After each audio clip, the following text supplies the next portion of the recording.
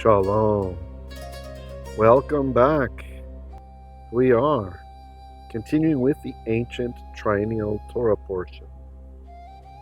Today we are dealing with Parashat Shuv el eretz avotekha. Although probably just Shuv el eretz, I decided to fill in avotekha to make it very clear. The Torah portion is quite long and can be found in Genesis chapter 31 verse 3 through 32 verse 3. The Haftarah starts with Jeremiah chapter 30 verse 10. Adonai Adonenu ma'avir shimcha, ein lanu moshiach umagen blitecha, rak ata Abba, ki rak ata el elyon, el gibor, el Rafa, Eloheinu. Ken hi ratzon Avinu ki bayom hazeh אנחנו יכולים ללמוד טוב בעיניך. אבא, תעזר נא אותנו, וכל דבריך מתורתך, תן נא לנו את חוכמתך, ודעתך, ובינך. All right, let's continue.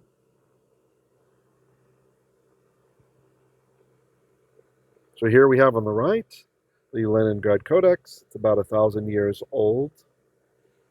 And here is the marker of this week's Triennial Torah portion, the Samech, with the little sideways comments looking thing, Samech for Sedra. Not all Sidrot are Torah portions. This is a mighty Sedra. And today I think I'm trying something a little different. I know last week we had everything colorized.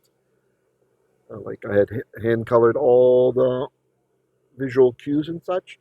I have fewer colorized this week. It's a very long parasha, right? And it's not lined up perfectly, but I'm going to be teaching this time out of the nicely printed BHS, Bibli Hebräische Stuttgartense on the left. And then I'll just do a final reading from the Leningrad Codex for those who like it, instead of teaching directly from it and going back and forth. Again, we're continuing to evolve and improve this thing. Let me know what you think. All right? All right. Verse 3, let's scan it. Vayomer Adonai el Yaakov, Shuv el eretz avotekha, ulemulatecha, ve'ehyeh remach. All right. Vayomer Adonai.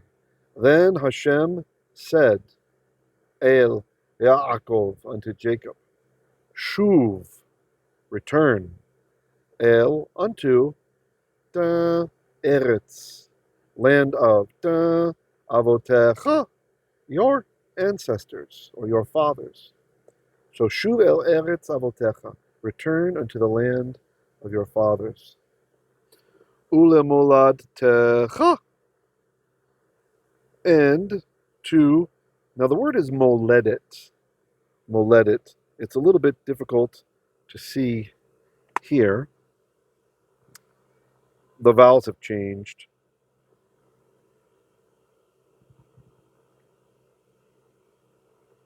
Moledet.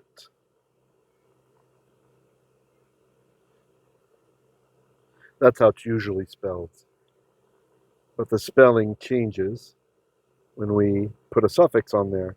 So that's how we get molad techa.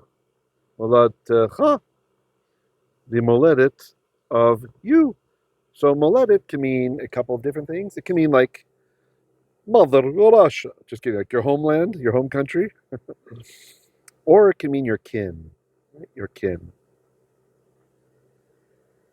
So u and le, to molatecha, and to the homeland of you, or the kin of you. It's probably homeland because we already have eretz avotekha, right? The land of your ancestors. So it would make sense for it to be your homeland as well, right? Using Hebrew parallelism there to kind of tease out the meaning.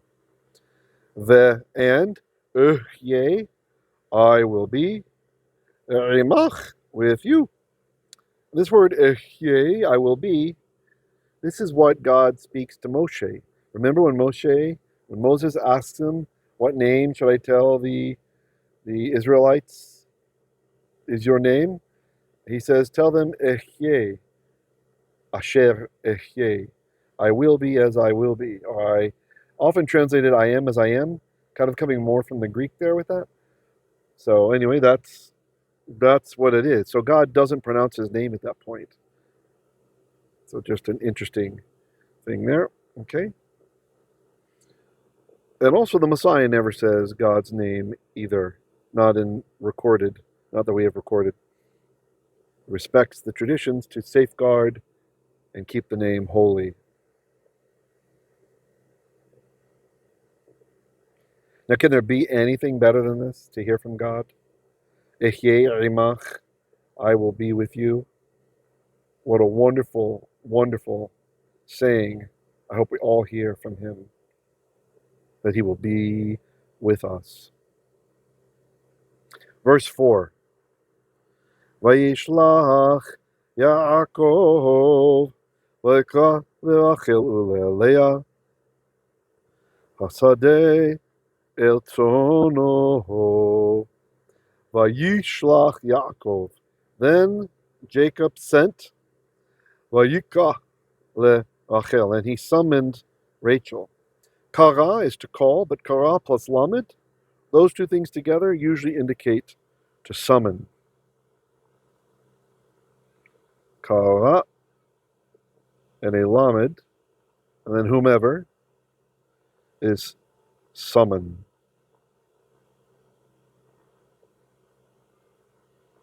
Although sometimes it is quite literally called to. So Jacob sent and summoned Rachel, Leah and Leah. Literally, he called to Rachel and to Leah. Hasadeh, the field. El, toward Tzon O, the sheep of him, or the flock of him. All right, now before we change to the next set, I'm just going to read from the Leningrad Codex. Feel free to read along if you like. It's not lined up perfectly with our BHS stuff this time, although the first two lines are. Yeah, verse 3 is. Oh, actually, on this page, everything, I forgot. I was able to get this page lined up perfectly, so great. Vayomer Adonai el Yaakov, Shuv el eretz avotekha, ulemoladtecha, ve'ehyeh imach. Verse 4. Vayishlach Yaakov, vayikra leRachel, uleLeah, hasadeh, el tzono.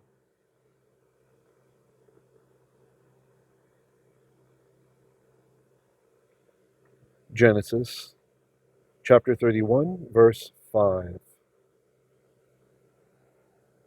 Vayomer lahen roeh anochi et penei avichen ki einenu elai kitmol shilshom velohei avihi haya imadi.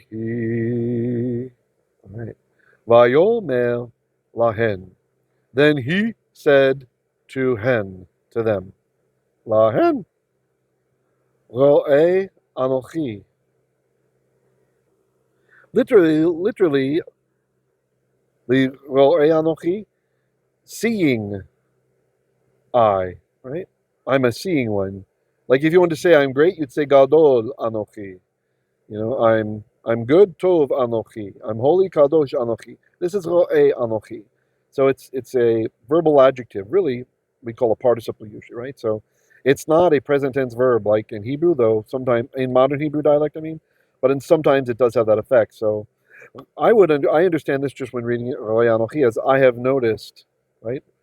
You could have said ra'iti, I have noticed, or I notice, perhaps, I see, Et, what does he see? De Panei. That's panim of, face of, Avichen, of y'all's father. The chen ending there, kaf nun, that's the feminine plural, right? Because he's talking to Leah and to Rachel. The father of chen, of you ladies. Ki, that, enenu, ein, without, nu, it. So it is without, or it is not, a lie unto me. Kitmol. So the kaf is like, and then tamol, or sometimes etmol with an aleph, you see this word. Yesterday, shilshom, the day before yesterday. When he says tamol, shilshom, yesterday, the day before yesterday, it means like it previously was, right? But 4 days ago, it was bad like it is now, right? So he's not saying that. Ve and Elohei Avi. Now you might notice the aleph has no vowels under it here. We have a process called elision where the aleph sometimes would lose its consonantal properties, just like the yod does and just like the waw does, the vav, and it would become part of the vowel. So, Velo, hey, and the God of Avi, my father, Haya, was, Erimad, with me.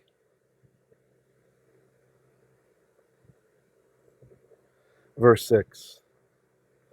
Ve'atena, or ve'atena, yedakten. So atena is kind of a rarer form for aten. It means you all ladies. Atem to a man, aten or atena to a group of women. Ve'atena yeda'aten. So yeda'aten means you ladies know or knew. So it's and you ladies knew. So this is an emphatic pronoun. So definitely you ladies know. Ki that be chol kochi. That bechol with all of kochi. That's the koach of my strength. La'avad ti. I have served et avichen, y'all's of y'all's father. Verse 7. V'avichen heitel bihi v'hechelif et mashkulti aseret monim ולא נתנו Elohim l'hara imadi va'avichen, and y'all's father. This has special emphasis because it's coming before the verb. Heitel, heitel. So this is a hefil coming from the verb talal, number 2, which means to mock, to trifle with. And when followed with bait, it signifies an aggressive significance, right? Like he's messed with me. How about that? Hey, tell B. If we're going to use today's language, I think we'd say, you guys know that your father has indeed, hey, tell B, messed with me. He's indeed trifled with me, mocked me. Vehechelif, and he has changed et maskulti, the wage of me. Aseret, 10 of monim times. From Monet, in a rich man's world. Just kidding. So Monet, drop the hay. Monet is like an occurrence or a portion. In this case, he means how many times it's happened. Velo, netan oh, but not natan him, gave to him, Elohim, God. So God didn't allow, is what that's saying. To give to someone can mean to allow. Lehara, to deal badly or evilly. Rimad with me. All right, now let's just read from the Leningrad Codex. Vayomer lahen, ro'ei anochi et penei avichen, ki einenu elai kitmol shilshom, ve'elohei avi haya imadi, ve'atena yada'aten ki Bechol kochi avadti et avichen. Ve'avichen heitel bi. Vehechelif et maskulti ve'aseret monim. Ve'lo netano Elohim lehara erimadi.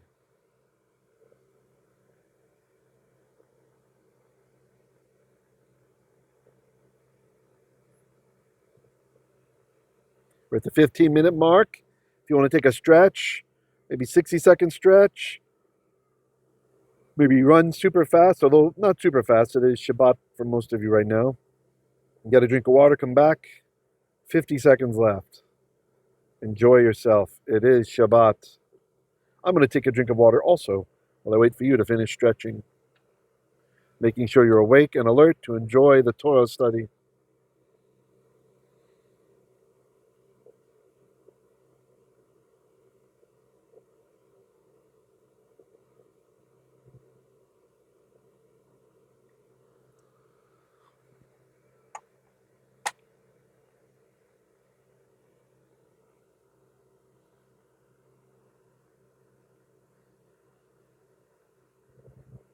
We'll start very soon. I want to give people about another 20 seconds in case they need to reposition, get comfortable, get the TV on, or whatever it is you want to do.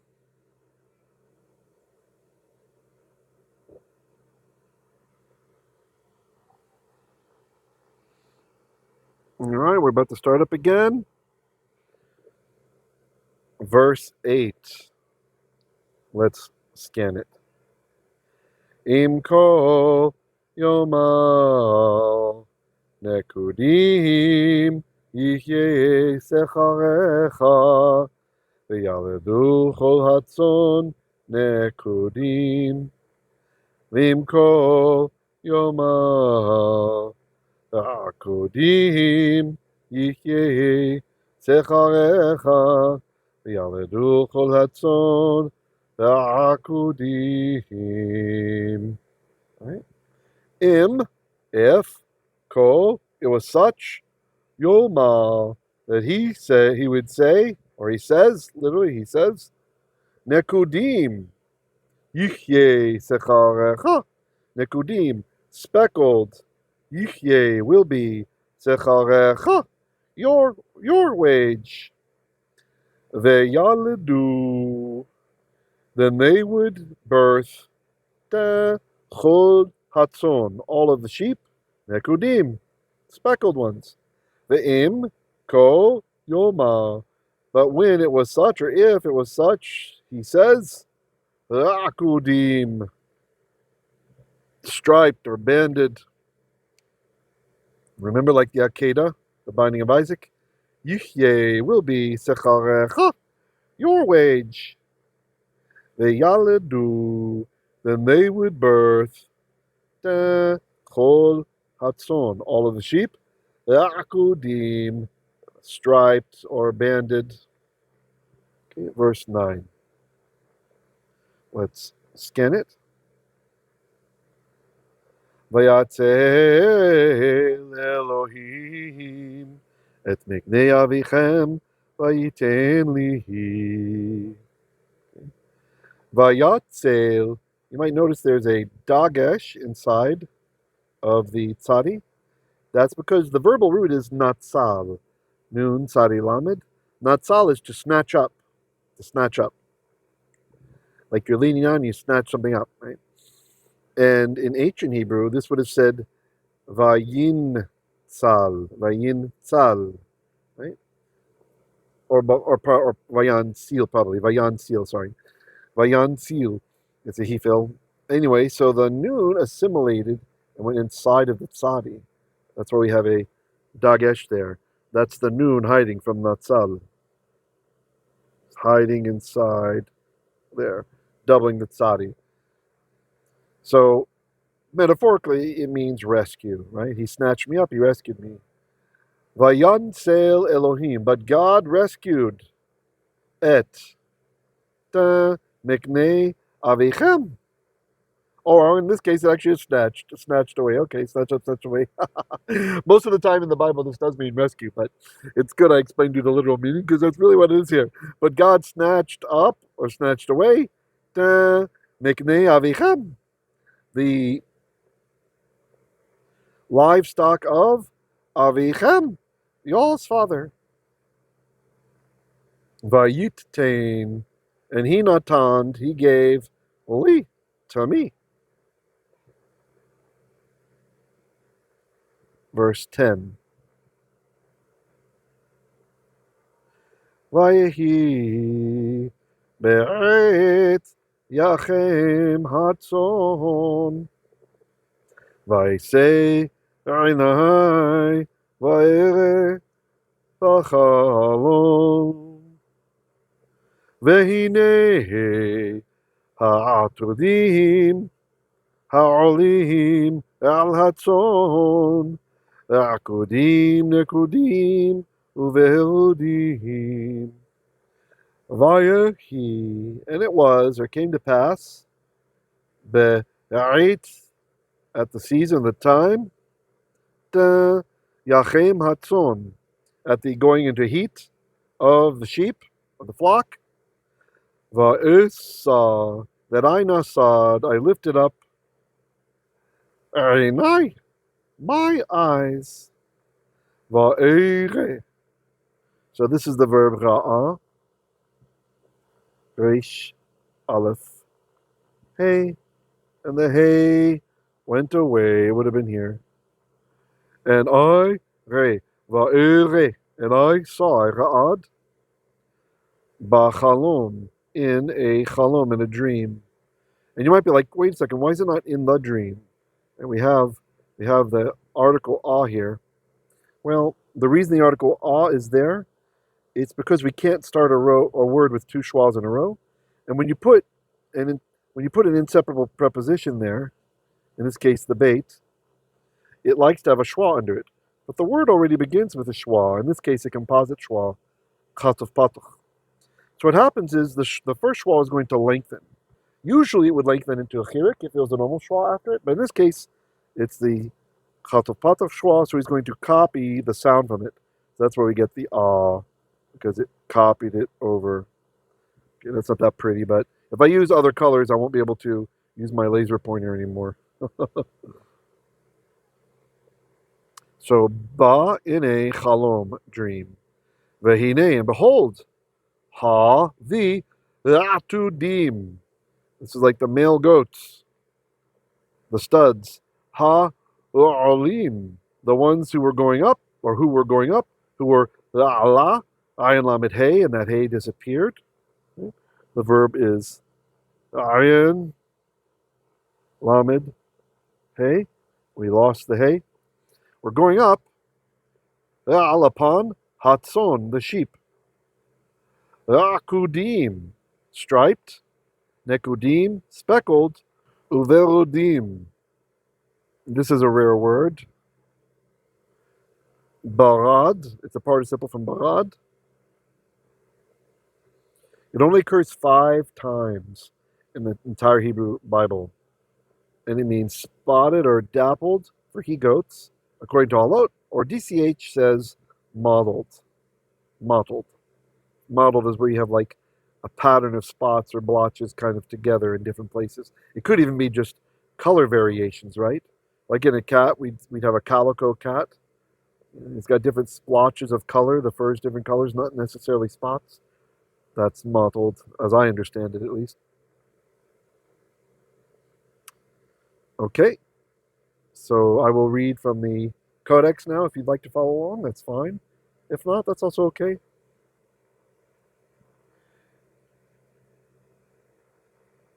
Imko yomar nekudim yihye secharecha v'yaledu chol hatzon nekudim ve'imko yomar akudim yihye secharecha v'yaledu chol hatzon akudim. Verse 19. V'yatzel Elohim et miknei avichem v'yitein li. Verse 10. Vayhi be'eit Yachem Hatzon, Va'esa Erinai Va'ere, Bachalom. Vehine, Ha'atudim Ha'olim, Al Hatzon, Ha'akudim, Nekudim, Uverudim. Speckled, striped, and mottled or dappled.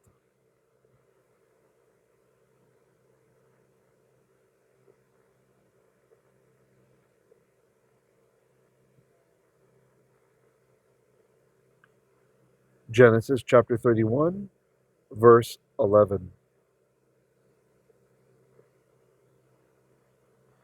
Vayomer Eli, Malach HaElohim, Bachalom Yaakov, Vayomar Hineni, Vayomer.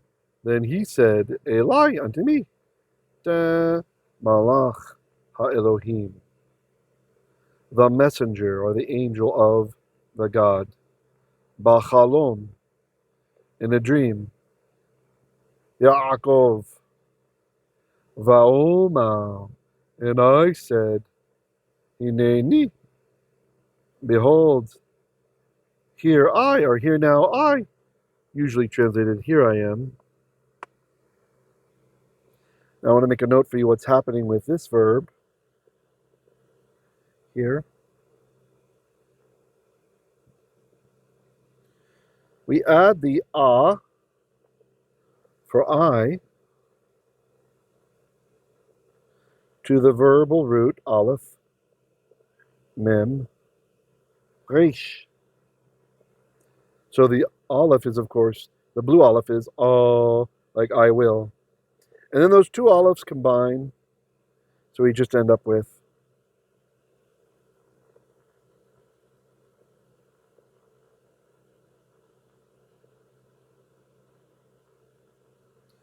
I will amal. It doesn't make sense the way that the ancient aleph was pronounced to to have two olives in a row, you understand? Because the way that an aleph used to be pronounced was, it basically was just a stopping of the noise. I like to explain this using the Cockney accent, right? From Britain, the special accent where they kind of swallow their T's. So instead of British, you say British. Brit, Brit, that's the aleph. That's the aleph. So how could you have two of those in a row? It wouldn't make sense, you see? So that's why that happens. So if you're looking at Va'omar and you're wondering, what a strange form. No, it's just the olives have collapsed. That's why that's happening. And he said, Hineni, here now I. All right. How you guys doing? Hope everybody's all right. Now that I use colors, I can't use my laser pointer. And I don't want to delete the colors yet, so let's just do it like this. Verse 12. Vayomer sana einecha rei kol ha'atudim ha'olim al hatzon ha'akudim nekudim uverudim ki ראיתי את כל אשר לבן רוצה לך. All right, let's translate that one.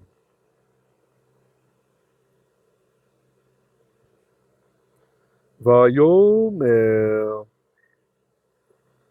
Then he said, so yomer is he will say, or he's saying. But our vav conversive, it changes it. Vayomer, then he said. Sa. This is from nasa. The noon fell away. Nasa. So sa is lift up. Na. Now. Ye'inecha. The ye'inayim, the eyes of cha, of you. Lift up your eyes. U, and Re'eh, command form from Ra'ah, Resh Aleph Hey, look or see.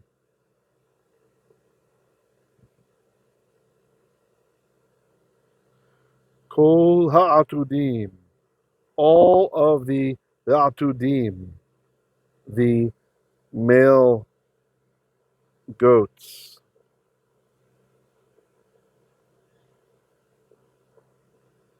Ha-Ra'alim, who are Ra'la'ing, Ayin Lamed Hey, that final Hey went away.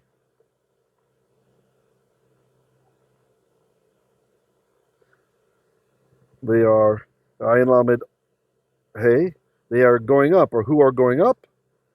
Alapan Hatson, the sheep, the flock.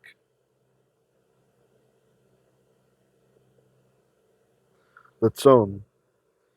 The akudim, striped or banded. Nekudim, spotted. Vildim, and mottled.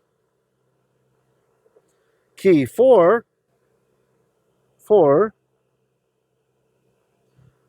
Ra'iti. So that's again the verb ra'ah. The final hey went away. Have seen I have ra'ad.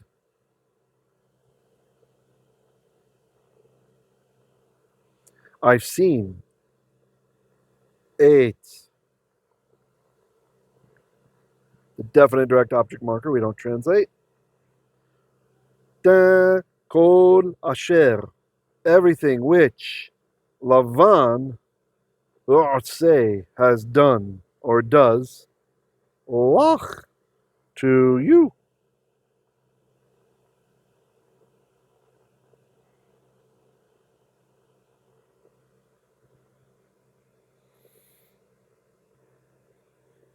All right. Now let's read it from the Codex. Vayomer, then he said, Eli to me, Malach Elohim, the messenger of God or the angel of God. Bachalom, in a dream. Yaakov, Vaumar, Hineni. Vayomer, Sana Einecha Ure'eh. Kol ha'atudim, ha'olim al hatzon. Akudim, nekudim, uverodim. Ki ra'iti et kol asher lavan u'aseh lach.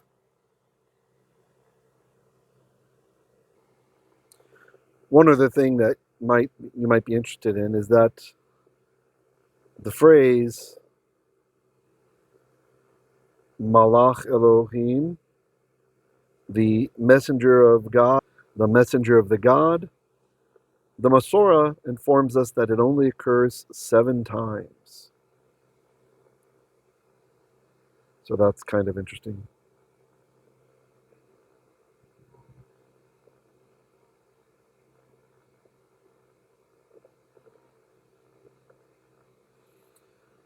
All right, verse 13. Anochi Ha'el Bethel Asher Mashachta Sham Matzeva Asher Nadarta Li Sham Neder. Let's do the part again. Nadarta Li Sham Neder. Ve'ata Kum Tzeh Min Haaretz Hazot Veshuv El Eretz Molatecha. And that is a long verse. Anochi, I am Ha'el. This is where it gets a bit tricky. We'll discuss it in a moment. Literally, the God or the divine being. Beit El, Asher Mashachta, where you mashacht, you anointed. Sham, there. Matseva, a memorial stone. Asher, when. Nadata, you vowed. Li, to me. Sham, there. Neder, a vow. Lata, now. Kum, arise. Tse, so this is from Yatsa. Yatsa, verbs that start with a yod, oftentimes that guy will disappear, as it has here in the imperative form. Instead of yetse, it just says tse, depart, go out of. Min, from. Ha aretz, the land. Ha zot, the this one. So obviously from this land. I'm just being hyper literal for all of you studying Hebrew. We don't have to translate it this way, even live. So, so if ever you like me to be more dynamic, just let me know. Veshuv, and return, right? Like teshuvah, repentance is returning. El, unto. Eretz moladecha, the land of your kin, or the land of your birth, literally. From the root is yalad, to be born, right? So like your motherland, your fatherland, or the land of your kin. It can mean any of those things. Now, the Malach says, I am the divine being, or God, Bethel. The statement is odd, as if his name is Bethel. It's possible he is saying, quote, the divine being / God of Bethel, unquote, but usually we don't find the article on a word in the construct, right?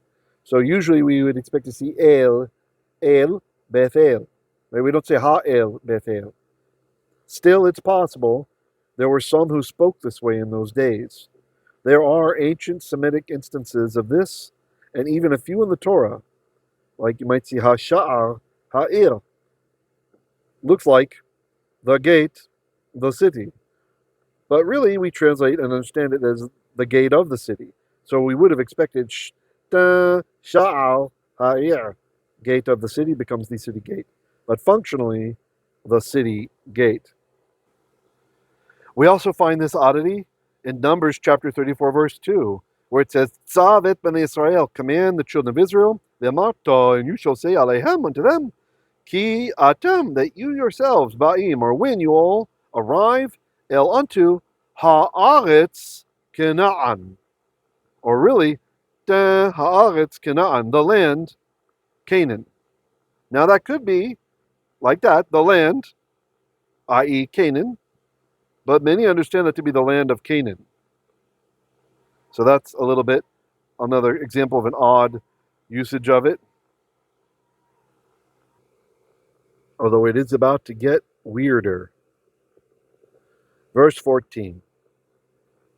So that's from the word La'ana, Ayin Nun Hey. Answer.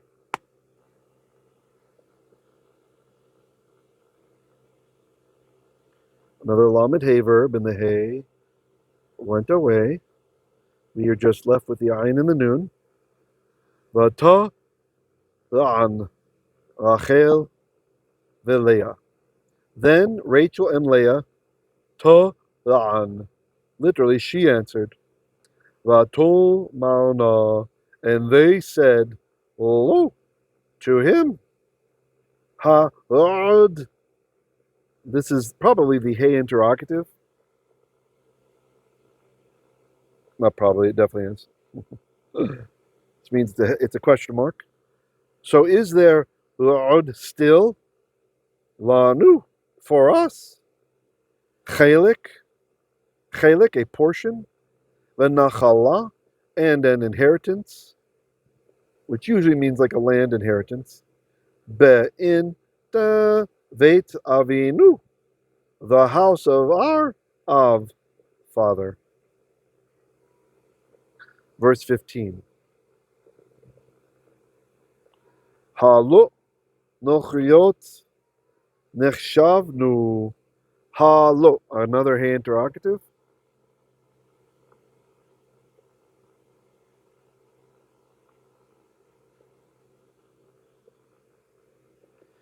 Is not or are not nochriot. Female foreigners is what that means. Nechshavnu. We have been reckoned or considered. Lo, to him. Ki, for. Mecharanu. He macharnu. He sold us. Vayochal gam achol. Okay, so this is interesting. So here we have an infinitive absolute, and here we have the word that it's being formed from.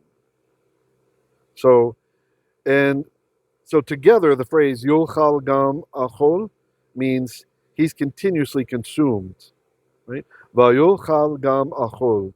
And has he not consumed continuously? Or the gam here is probably emphatic. Sometimes it functions like an exclamation point mid-sentence, which is also what the infinitive absolute is doing. It's strengthening the conjugated yochal.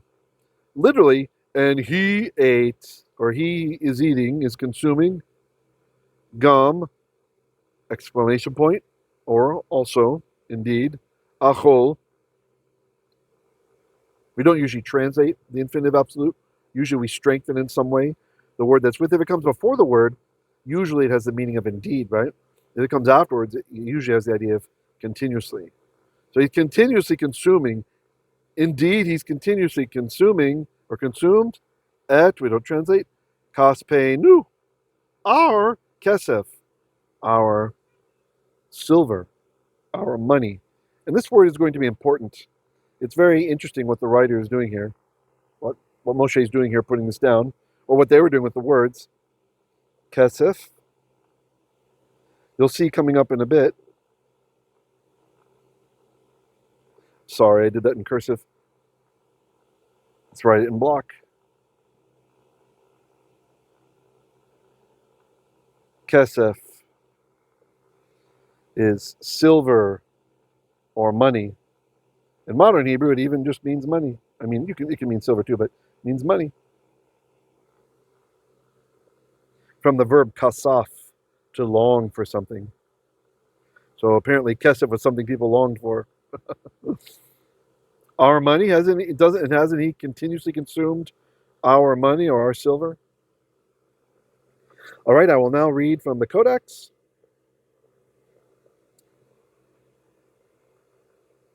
Anochi ha'el Beit El, asher mashachta sham matzeva, asher nadarta li sham neder ve'atza kum tze min ha'aretz hazot ve'shuv el eretz moladtecha. Verse 14. Actually, before we go to 14, 13 reminded me of something. It's interesting. So he says, look, he says, I am the El, the divine being or the God. But we're told it's a malach, ha'elokim, right? The messenger of God or the angel of God. And then he says, Nadarta, you swore an oath, li, to me. What, to the angel, to the malach? So anyway, just some interesting mysteries for everyone to ponder. Yeah, I have ideas, but I want you guys. I want you to chat about it. All right, let's continue with verse 14. ותען רחל ולאה, ותאמרנה לו, העוד לנו חלק ונחלה בבית אבינו? Verse 15. הלא נוכריות נחשבנו לו, כי מכרנו, ויאכל גם אכול את כספנו. All right, we're at about the 45-minute mark. So now is the time. I want you guys, you can take a stretch break. We're going to play some Hebrew literacy original music here. Take about 3 to 4 minute break. We'll see how long it goes. Stretch, enjoy, get a drink, maybe a little snack, some oneg Shabbat. And when the music stops, we're starting. See you in a bit.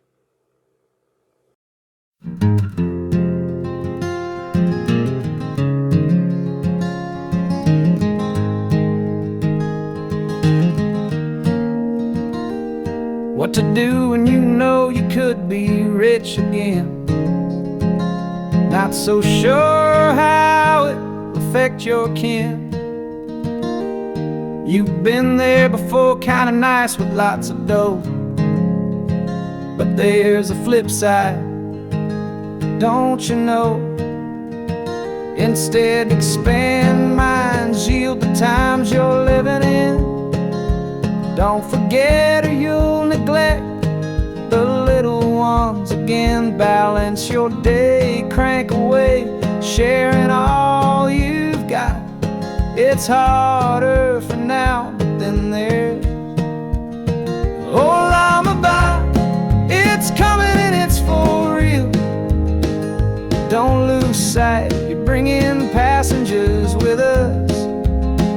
All I'm about, outpacing our years. How does it feel seeing beyond all the social hypnosis?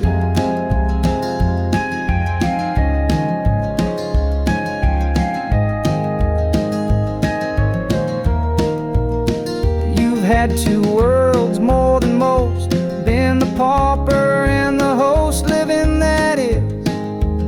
But there's more than this. Kids need clothes, mama's mad, where do we go? Don't go backwards, you know David said, that's for enemies. All I'm about, it's coming, it's for real. Don't lose sight, you're bringing passengers with us. All I'm about, outpacing our years.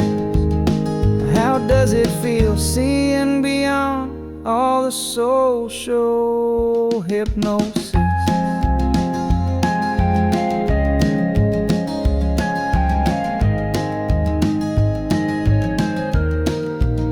So you dig in, settle down, learn how to scrape by on half-a.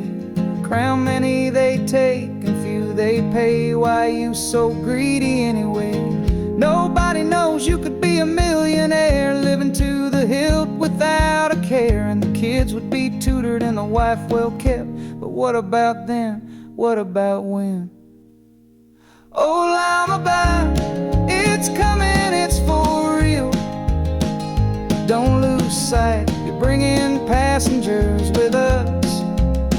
All I'm about, outpacing our years.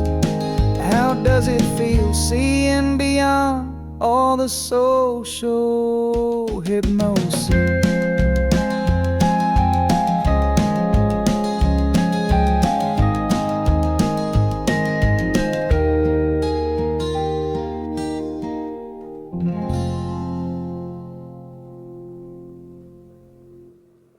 Hey, welcome back.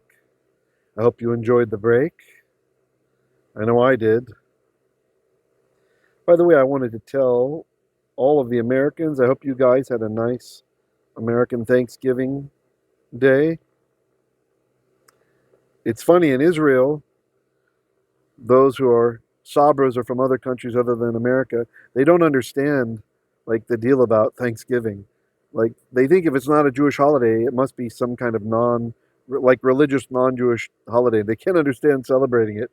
Same thing goes for New Year's, like the actual New Year's with fireworks.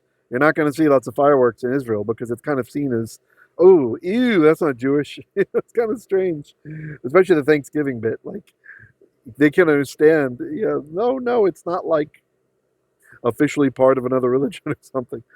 Anyway, happy Thanksgiving. Hope you guys had a good time. All right. And by the way, if you missed it, we have another Isaiah Dominance that I created on Friday for everybody. Well, Well, for those at the right tier. So I hope you'll enjoy that. All right, let's continue. Although I'm probably going to release half of it as a sample so everybody can get a taste. Genesis chapter 31, verse 16. Ki for the chol ha'osher, all of the osher, wealth, asher, which hitzil Elohim, which God caused to natsal, which God snatched away, or snatched, may. May is min, it's from. The noon could not assimilate into the aleph, that's why we get may. From Avinu, the father of us. Actually, I should keep it small enough for those who want to see the codex right now. Lanu, to us, who it is, meaning it's ours. Ule, and for vanenu, our children. Ve'ata, so now, kol, everything or all, asher, which, amar Elohim, God said, elecha, unto you. Say, this is the imperative form, a command from asa, to do. So say means, hey guy, do it. Hey guy, hey buddy, hey guy, do it. Say.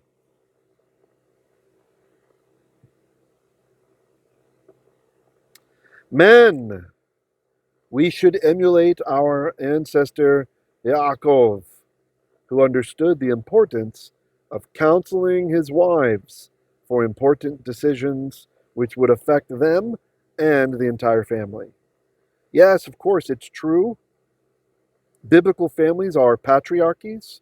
The man is completely in charge. That's how it should be. If ever there's a disagreement that cannot be resolved, the man is the final say, right? He's the final say.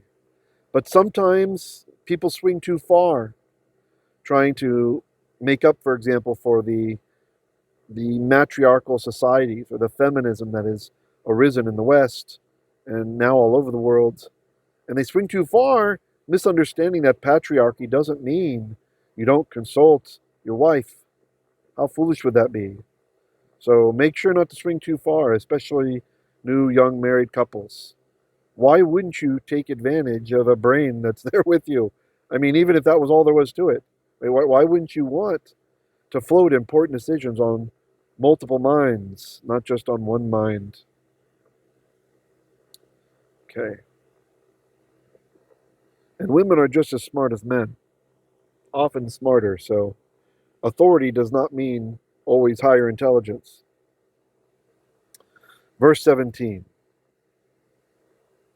Vayakum Yaakov Vayisah et banai et nashai al hagimalihim Vayakum Yaakov. Then Yaakov kumed. The middle vav is missing because this is a hollow verb. A hollow verb is a verb that for its middle letter has a vav or a yod in there. It's like a log, and that because those things disappear, it's hollow, it collapses easily. So kum is missing its middle shurik, the vav. It would have been right there in the middle. Kum tabata. Vayakum Yaakov. Then Jacob got up. Vayisa, and he nasad. He carried, or he lifted up, like Nasa's things, it lifts up things. Et banaiv, his children. Ve'et, and nashaiv, his nashim, his wives, or literally his women. Ve'alapan, hag the gemalim, the camels. Verse 18. Vayinhag et kol miknehu ואת כל רכושו אשר רכש מקנה קניינו אשר רכש בפדן ארם ובוא אל יצחק אביו ארצה כנען. Mikne, livestock. Kinyan. Oh, now this is an interesting word. Kinyan. Kinyan, it comes from the verbal root kana or kane, kuf nun, hey, to acquire. Personal property is what kinyan means. Possessions, i.e., movable goods. So, for example, you can have personal property, which is an achuzah, like a possession, or nachala, an inheritance. Those are usually land property, right? You can't move them. You can't dig it up and take it someplace else. Although Naaman, he sure tried to. He took some dirt from Israel and brought it back so he'd have some holy land to pray to the God of Israel upon when he went back to Syria, didn't he? So here's a nice mnemonic for you. Any of you have been to Israel before? What's kenyon mean in Israeli Hebrew, in modern dialect? Kenyon, it means mall, like a shopping mall. Go to the kenyon, or some say canyon. So you can see it's very closely related. You're going to the kenyon or the canyon to get some kinyan property or possessions. Anyway, just if that helps you. It's nice to deploy modern Hebrew if it helps you with biblical Hebrew, but don't think the two are the same. Asher, which, rachash, he amassed or he gained possession of, be, in, Fadan Aram. That's the place. Lavo, el Yitzchak. Lavo, to come, el, unto, Yitzchak, of Eve, the father of Eve, his father. Artza, this is a hey locative, it's directional hey, towards the eretz of Canaan. So, artza Canaan. A hey locative can split up the construct form like that. Towards the land of Canaan. All right, I'm going to read now. After I'm going to get a drink real quickly. Parched.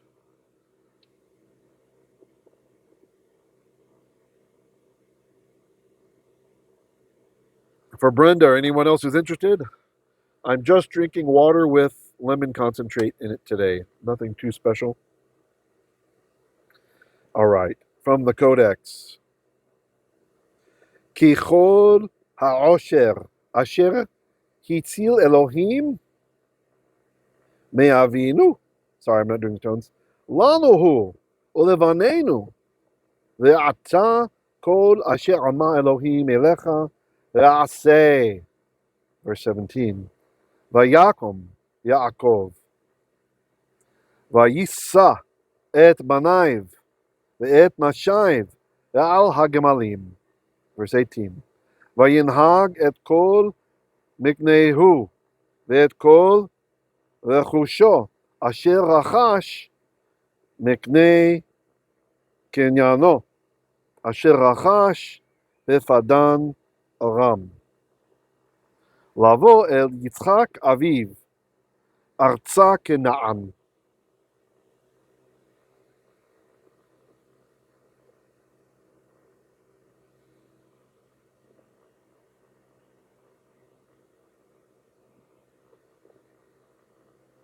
Genesis chapter 31, verse 19. Velavan halach legzoz et sono vatignov Rachel et terefim asher leaviha.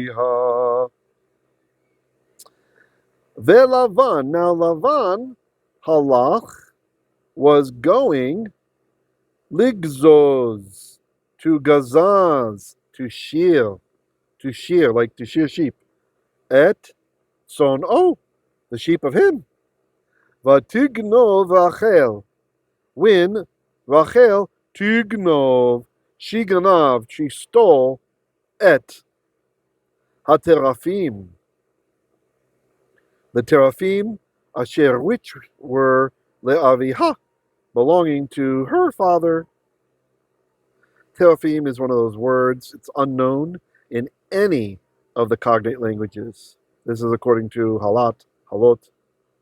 It's probably some kind of statuette or something, right? Some scholars think that it comes from the root rafa, resh, fe, aleph, meaning to heal. Others think that it comes from resh, pe, hey, which is like to let drop, let fall, drop. If the latter, then probably the teraphim were things they would kind of just let drop, and then based on the way that they align, like maybe shake them up and drop them, based on the way they would align, then soothsayers would look at those angles and, oh, okay, it must mean this or something. So, but really, we don't know exactly what that word means. Some say his family idols, right? The family gods or something. And he does later refer to them as Elohai, Elohai, the Elohim of I, my gods. Okay, verse 20. Vayignov Yaakov et lev Lavan ha'arami ha'abeli higid lo ki voreach hu. Okay, Vayignov Yaakov. Then Jacob stole et lev Lavan, the heart of Lavan, ha-arami, the Aramean. This is obviously idiomatic. He didn't take his heart, right? It means something like he got the drop on him or he duped him, right? It's an old idiom that we're not exactly sure, but in context, that sure seems to be what it means, right? Karasik translates it as Jacob kept Laban in the dark. That's kind of interesting. Al beli higid, concerning beli having not higid, not hin gid became higid, telling lo to him kivorechu, that he was fleeing. Of course, he's not going to tell me he's fleeing, right? Now, Abarbanel has an interesting thought on this. Abarbanel thinks that the fleeing that's being spoken of is that he had kept him in the dark, that he had fled from Esau, Achiv, Esau, his brother, and that they just, and maybe told him that they just quarreled, but he didn't tell him that he fled from him. And so it's kind of like a double dark.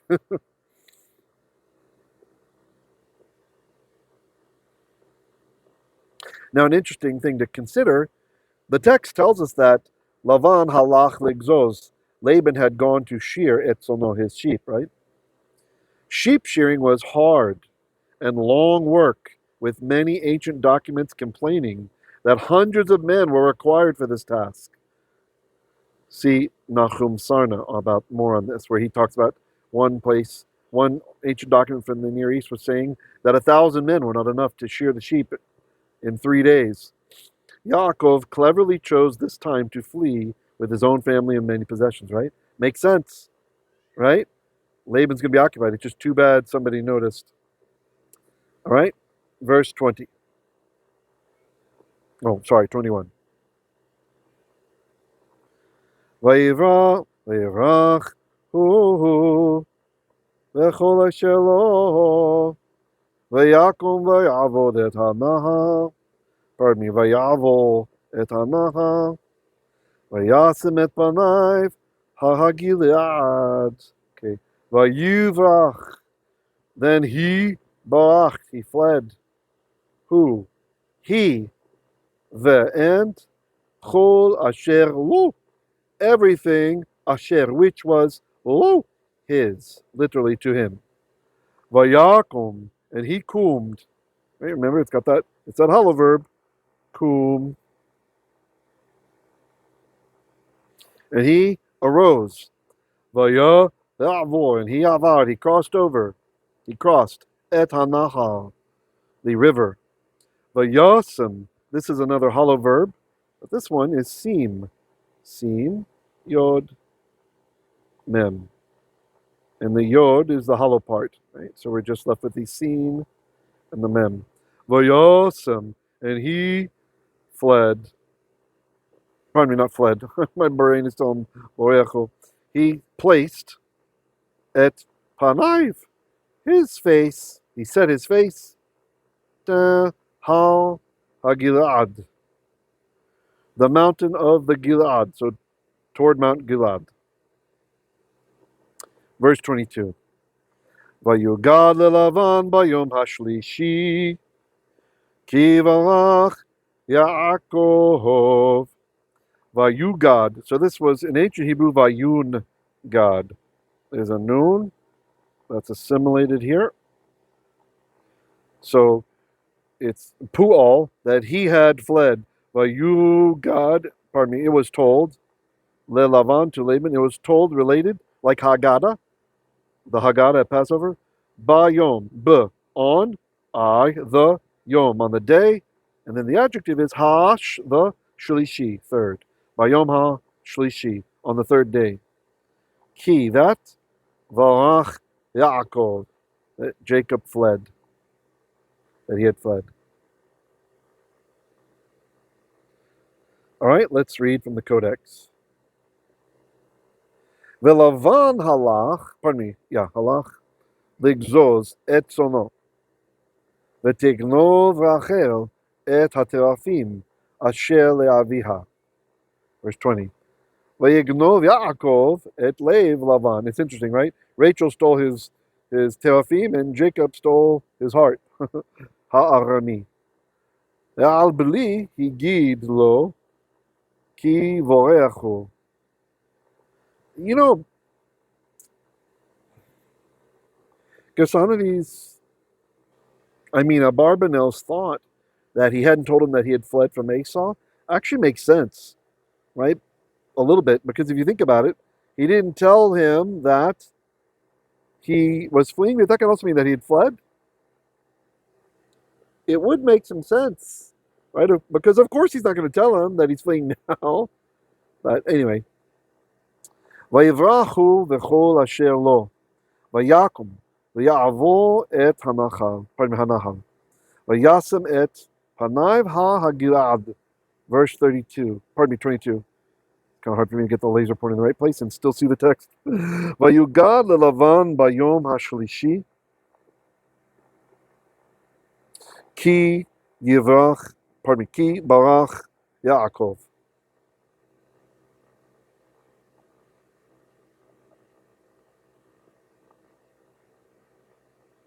All right, verse 23.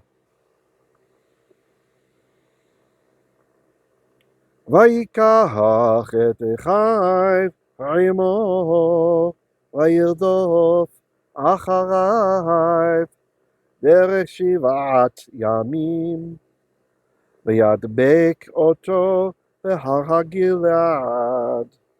Vayikach. Now this is from the older word vayilkach. It's actually lakach. Lakach. Note the lamed has assimilated. Right? So the dagesh is a lamed hiding inside of the kuf. Vayilkach became vayikach. And he took et echayv, his brothers, with him. They could be cousins and stuff too. It could just be kin. That word works that way in Hebrew.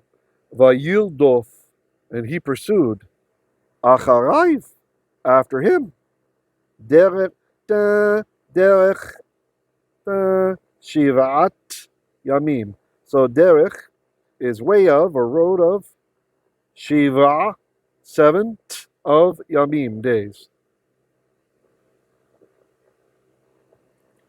Vayad bek oto, and he hotly pursued him, or he caused to cleave to him. This is the hefil form from the same verbal root that's used about a man and woman are supposed to cleave to each other, right? Be'at Har HaGilad, at Mount Gilad, pardon me. Verse 24. Let me get a quick drink.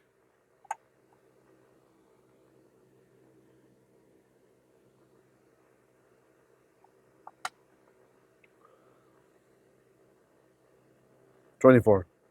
Vayavo Elohim Elavan Harami Bachalom Halayla Vayomer Lo Ishamer Lecha Pen Tedaber Im Yaakov Mittov Adra. Okay. Vayavo Elohim. But God, Yavo, came, El, unto Lavan, Ha'arami, the Aramean, Bachalom, in a dream. Or actually, Ba, in the Chalom Halayla, the dream of the night, is what it says. Vayomer, and he said, Lo, to him, Hishamer lecha. Watch out, safeguard yourself. Be sure not. This word, sometimes it's hishamer, and sometimes hishamer with the accent here. Ibn Ezra says that when the ta'am, when the trope, when the cantillation mark, when the accent mark is under this syllable, it means to protect yourself from doing some negative thing. So safeguard yourself, pen, lest, or so that not, te daber, you will speak, Im Yaakov, with Jacob, mit tov adra. Boy, I wish I could tell Tucker Carlson this today. So min, the noon, assimilates in the tet. Min tov became mit tov. From good, rad, until ra, until evil. Now what's going on with this? What's this phrase? And why did I mention Tucker Carlson and his anti-Semitic shenanigans? So, mitov radra, literally from good until evil, is likely a merism as it is with the tree in the garden. Remember they ate from the tree of tov v'ra, good and evil, which my bar mitzvah rabbi taught me means everything. A similar merism with the same meaning made famous in Jewish Greek is Alpha and Omega, the first letter in the Greek alphabet and the last. Alpha is the first, Omega is the last. So the idea is of everything, right? Verse 25. Vayaseg Lavan et Yaakov, v'Yaakov taka et ohalo bahar v'Lavan taka et Echaiv behar Gilad. Okay. Vayaseg. And you'll notice if you look closely, I'm going to allow myself a little bit of color here, even though I won't have laser pointer usage anymore. There's a dagesh in the scene. Because the verb is actually nasag. Nasag. And this is the hefil. Yan seg became yas seg. So vayaseg Lavan, then Lavan overtook or caught up with et Yaakov. Yaakov, now Jacob, taka et ohalo behar. Taka is like to hammer in, like to hammer in the tent stakes.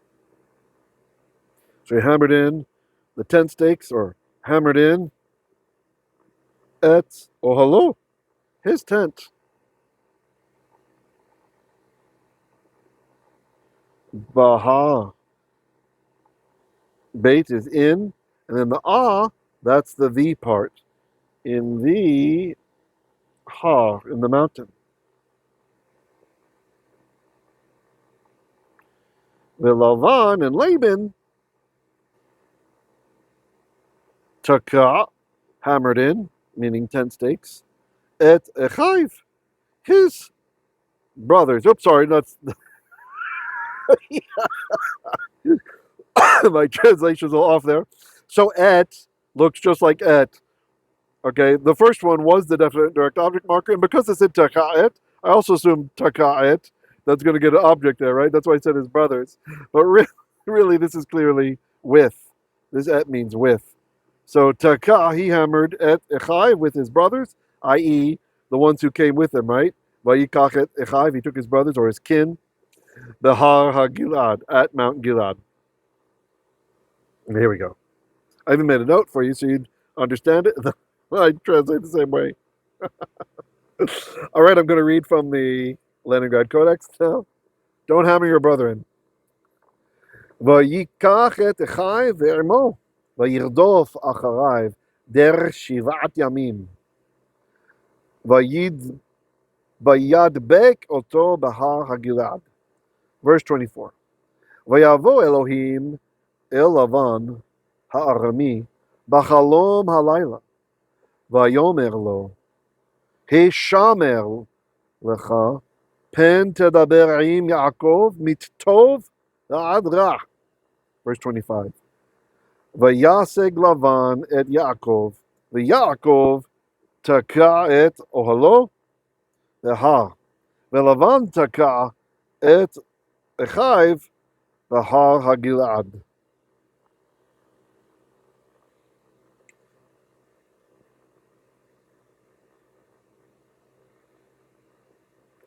Genesis chapter 31, verse 26.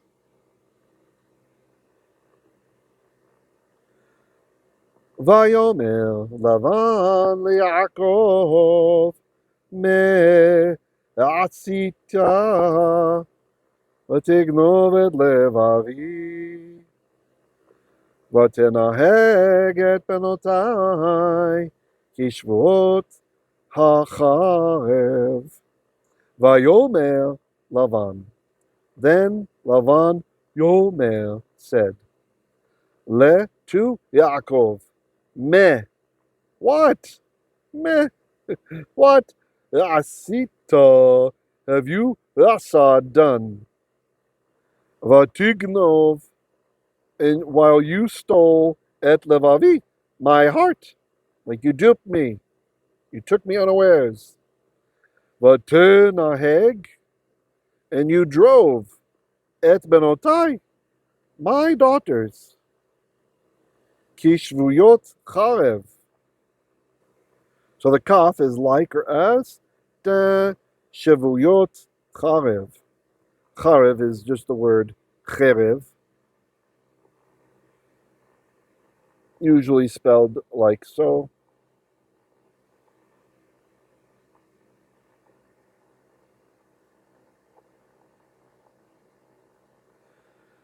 The vowel changed because of the strong ta'am. The siluk has the power to change a short sagol into a long vowel, kametz. Cherev meaning sword. Sword. So, kishvuot, like female captives of charev, of sword, which is, as Rashi points out, a metaphor meaning by as captives of a military force, right? Not literally by a sword. It's kind of funny he uses also this verb nahag, like drove, which usually means, like, it's usually used with livestock. So again, kind of weird how Laban talks. Verse 27. I have a thing that I hope you can see. If you don't see it, then, well, my bad. Verse 27. Lama nachbeta. Oh, sorry. Lama nachbeta livroach v'tignov oti v'lo higata lihi v'shalechacha v'simcha u'v'sim b'tofel v'chilor. Yeah, I just realized you probably don't see it. I turned off that setting on the thing, so my bad. That kind of threw me off when I was canting too, because I'm thinking about that. We'll just use lines. Let's use lines. Lama, why? Nach beta, did you act secretly? Livroach, to flee. Vatignov, And to steal oti, me. No, it's not steal my heart, it's just steal me. Remember, heart literally means mind. So to steal the mind, that I think will help you to understand is to take unawares or to dupe somebody, right? It's not about emotions or something. Velo, and not higata, you told li to me. Va oshalechacha, I would have shalached you. So the aleph there, let's just make it clear to everybody. That's the I. That aleph should remind you of the word ani or anochi.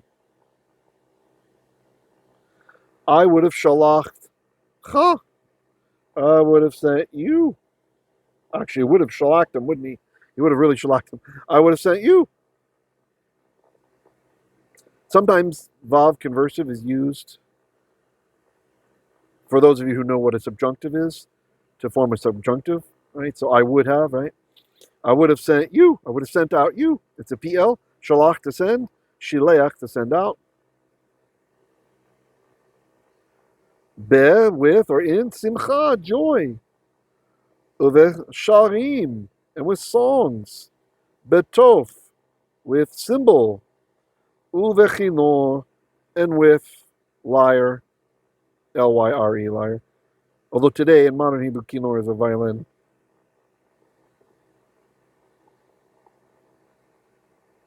Okay, verse 28. Velo natashtani lenashe levanai velivnotai ata hiskalta ve'aso. Okay, velo, and not natashtani. Natash. This is the same word that's used in the command of the Shemitah year, to leave the ground fallow.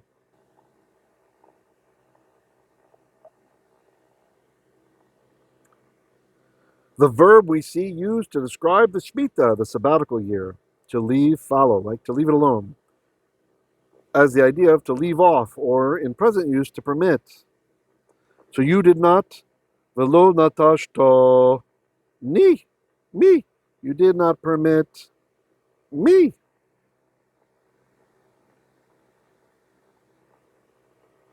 Lenashek, to kiss. Levanai, my children. It's interesting. Oh, I guess he's calling the daughters that. Oh yeah, no, my sons rather, because the next word is vil leave no tie, and my daughters. So he's calling his grandkids my sons and daughters. Interesting, right? Now he's kalto so.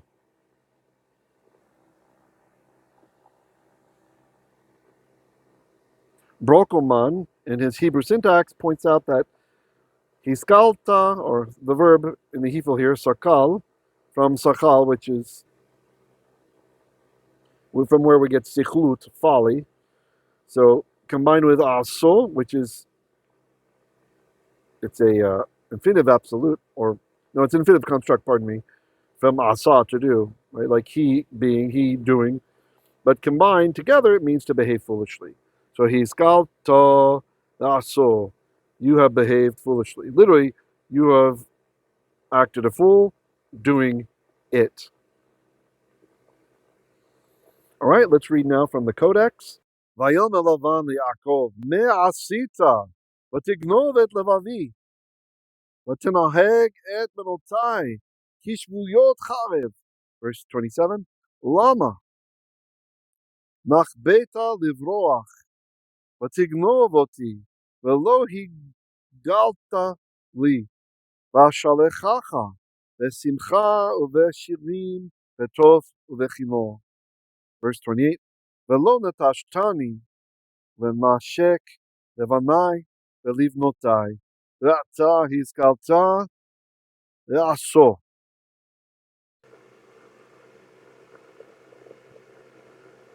Okay, now we've gotten through half of the Torah portion. It's very long. So I think what I'm going to do is I'm going to save those other the other parts of the Torah portion, and let's see what to do with it. If you'd like to this week to work through that instead of our normal classes in Judges, Exodus, First Kings, and Koheleth, let me know. Maybe we'll do that. Maybe I'll just decide to do that. Let's see. But let me know especially if you're against it. Let me know. Either way, let me know. All right. And yeah, it's just a long one for some reason. So there's really not time to go through the Haftarah either. But I just want to get you maybe the first verse from it because it's pretty powerful. So the ancient triennial Haftarah reading starts with Jeremiah chapter 30, verse 10. And it says, Ve'ata al tira avdi Yaakov neum Adonai ve'avotekha Yisrael ki hineni moshiacha merachok ve'et zar'acha me'eretz shivyam ve'shav Yaakov ve'shakat ve'sha'anan ve'ein macharid ve'ata, now you, al tira, don't fear. So this is emphatic. Definitely don't be afraid, or you yourself don't be afraid. Avdi, my servant Yaakov, from Evid. Neum Adonai, the utterance of Hashem. Some translate oracle. I just don't like using that with relation to God, but maybe it's just a bias. To me, it sounds kind of like Greek paganish to talk about an oracle. Ve'al, and do not teichat Yisrael, do not dread, or do not be in dread, O Israel.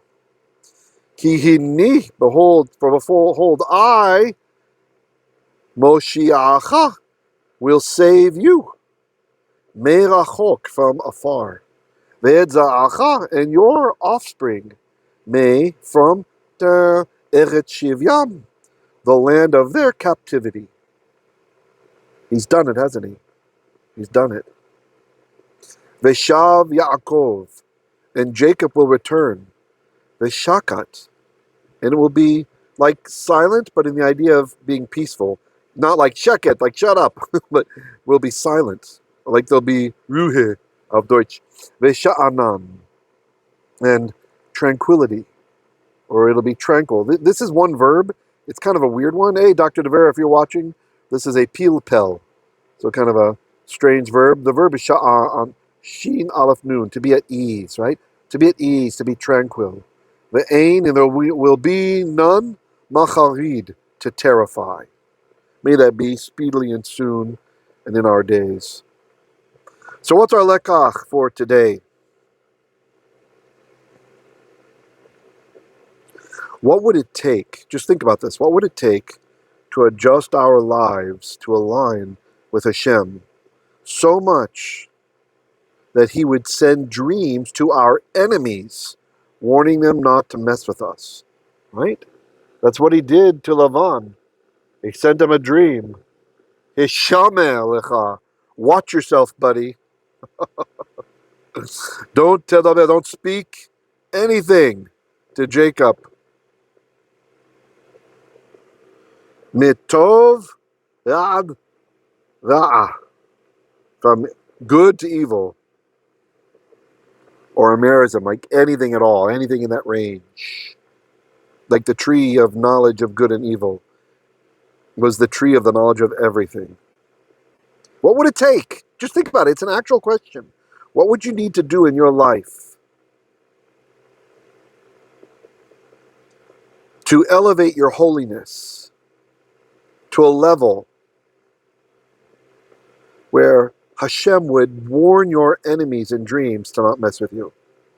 And I know some people are going to get out of shape and leave me comments. No, we can't be righteous. Only God makes us righteous. It's through his gift and blah, blah, blah. I'm not talking about righteousness. I'm talking about holiness. Holiness is largely on us. We live holy lives. When you make decisions, what you eat, what you speak, right? Like what you say, with whom you relate, where you allow your gaze to fall. It's not always avoiding sin, but you certainly, with your chassidut actions, can be achieving higher levels of holiness, kedusha, wanting to be a good son or daughter There's nothing wrong with wanting to do good, with wanting to be holy, with wanting to be different than the wickedness that we see all around us. What would it take to adjust your own life? Think about it. To align with Him. That He would be so pleased with you. That He would send dreams to the jerks who want to do you harm or pull you down, the crabs that want to grab you. Imagine how it would feel to hear from our God on this difficult thing that you're about to do. Ehyeh imacha, I will be with you, as He told Jacob in this Torah portion. Can you imagine that feeling? You hear His voice telling you in a dream or otherwise, Al tira, like the Haftarah said, don't fear. There's not going to be, there's ein machari, there's going to be nobody to terrify you, like it said in Jeremiah. Why? Ehyeh, I will be imecha, with you.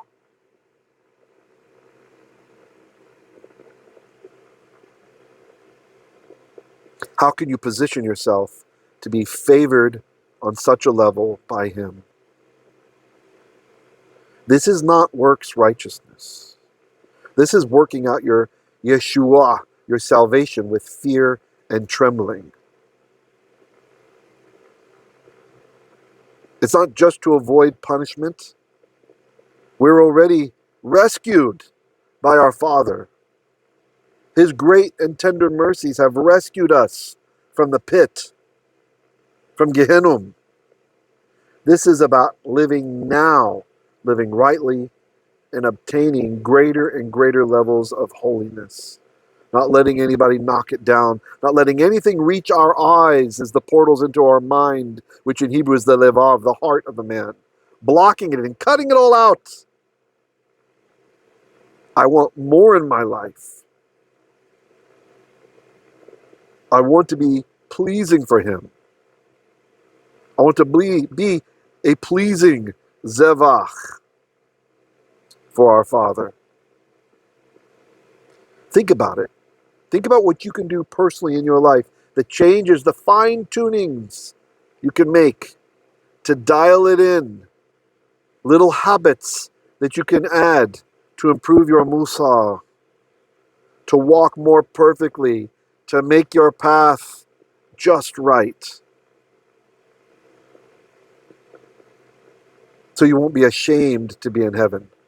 You won't be embarrassed to be in Olam Haba.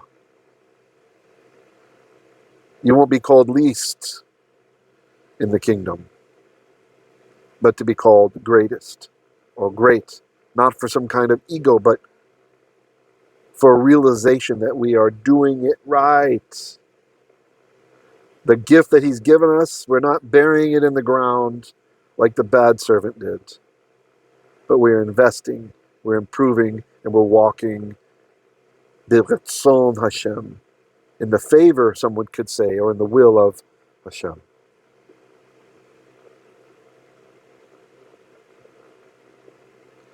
A prayer for our soldiers.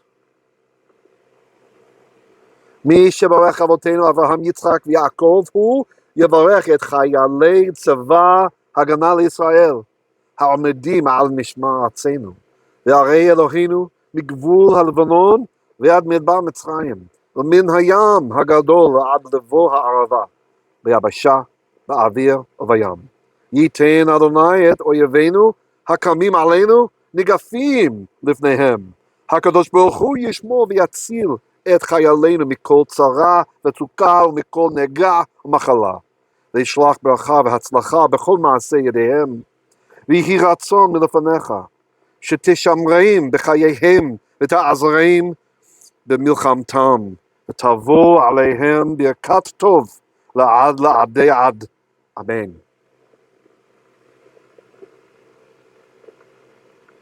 Here it is in English if you want to take a snapshot. I'm not going to say it in English today.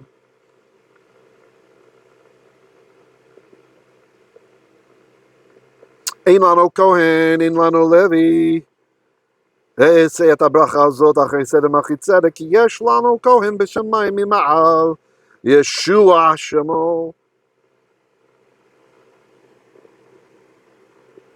יברכך אדוני וישמרך.